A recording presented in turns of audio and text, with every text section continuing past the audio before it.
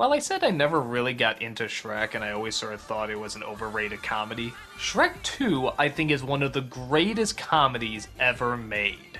Its attention to detail, its speed, its jokes, its puns, its visuals, its characters, its pacing, its timing. This is a comedic marvel. I could watch this movie a million times and never get tired of it. When I saw the first Shrek film, this is the movie I thought I was gonna get. It turns out I just had to wait a flick later. But you know what? It's still worth it. The story? Shrek and Fiona are now both ogres, yeah, kind of spoiler from the last film, who are now off to visit her parents in order to get their blessing. The parents are of course shocked that Fiona is now and permanently an ogre, and that, on top of that, she married an ogre. The king especially is not pleased with this, so he hires a hitman to go after him.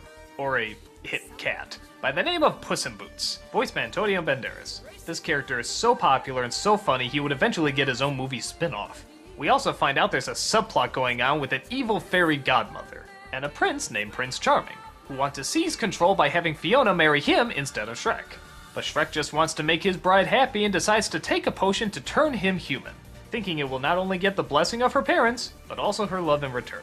Okay, here's a perfect example of why I love this movie. When at their house, Shrek looks outside and sees a bunch of guards waiting. All they have to do is play these royal horns and the guy has to read his message. But instead, they do this.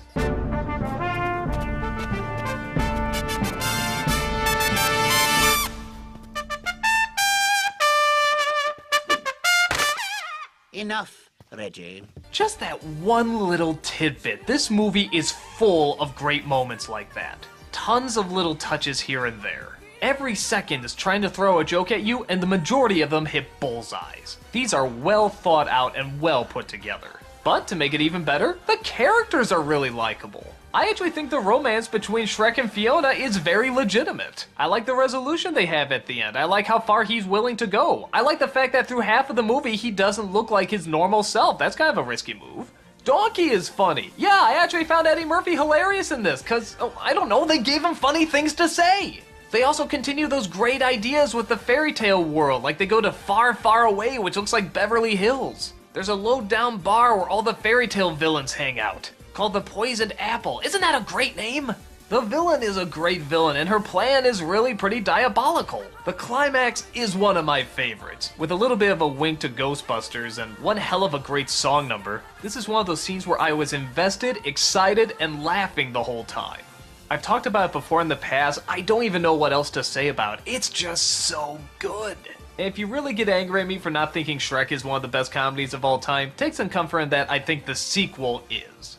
It had great heart, it had great comedy, it had a great story, it had great characters, it had great animation. It's just great.